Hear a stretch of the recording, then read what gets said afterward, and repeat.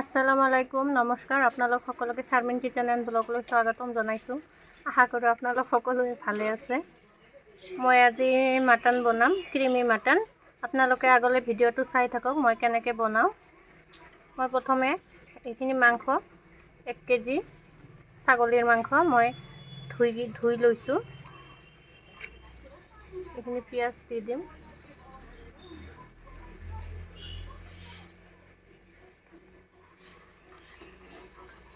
আধা পিঁয়াজ দিছোঁ, কেঁচা জলকীয়া, তেজপাত,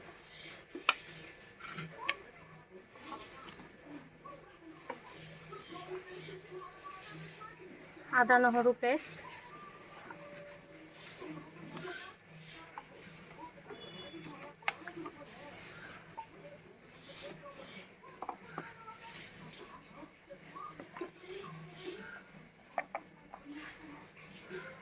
নিমখ,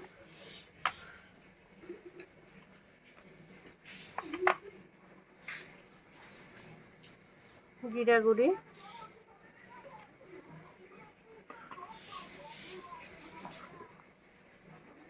হালধি গুড়ি,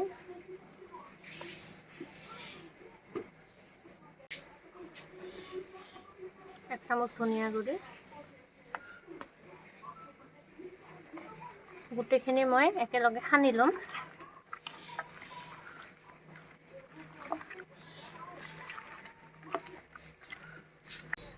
এতিয়া ইয়াত মই মৰিচৰ গুড়ি দিম,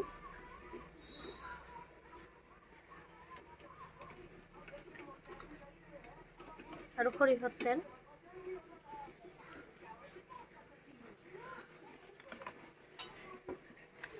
আৰু অকণমান সময় সানি ল'ম।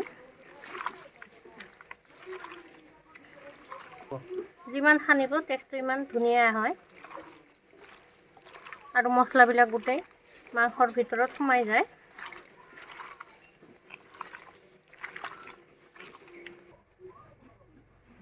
এইটো ক্ৰীম হয়, আমুল ক্ৰীম, আৰু ইয়াত অকণমান গাখীৰ দিছোঁ, দি কেনে মই ফেটি লৈছোঁ। এতিয়া ক্ৰীমখিনি ইয়াত দি দিম।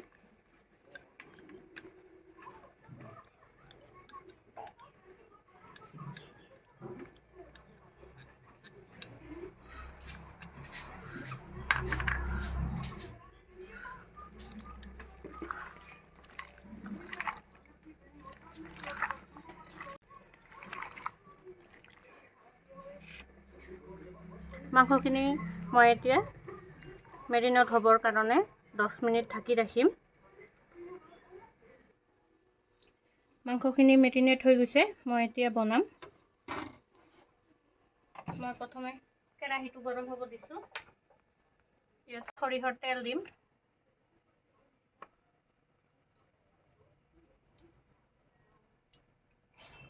তেলখিনি গৰম হৈছে, মই এতিয়া গোটা জিৰা দিম, তেজপাত, এইখিনি গোটা গৰম মছলা,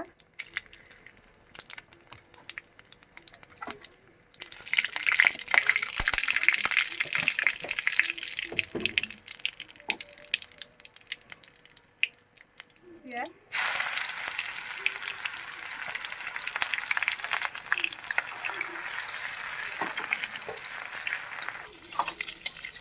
পিঁয়াজখিনি ৰঙা হৈছে, মই এতিয়া ইয়াত মেৰিনেট কৰি ৰখা মাংসখিনি দি দিম।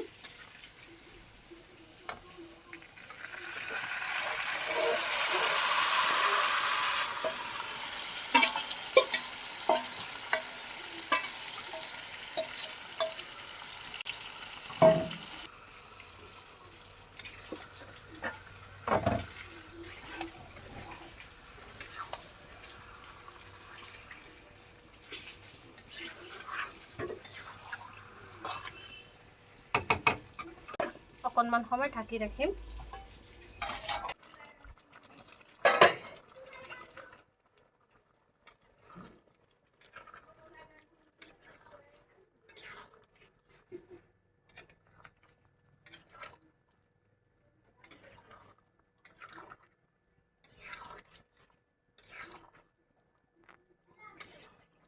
পানী ওলাইছে মাংসৰ পৰা, মই আৰু অকণমান সময় ঢাকি দিম পানীটো শুকাবৰ কাৰণে।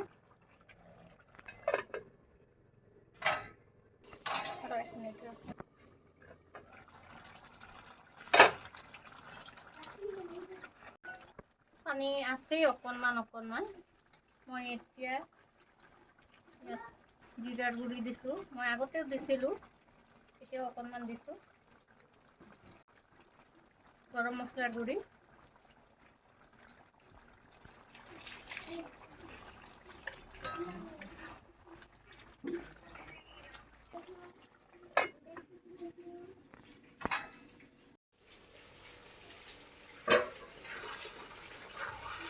মাংসখিনি ভাজা হৈ গৈছে।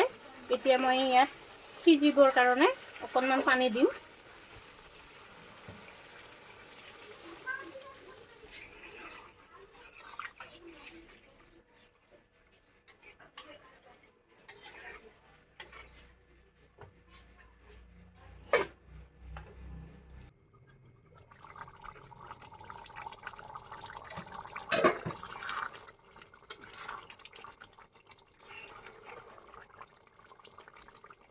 মোৰ মাংস সিজি গৈছে আৰু এইখিনি মই গ্ৰেভি ৰাখিম। মই এতিয়া মাংসখিনি ৰেডি হৈ গৈছে, মই নমাই দিম। ৰেডি হৈ গৈছে মোৰ ক্ৰিমি মাটন গ্ৰেভি।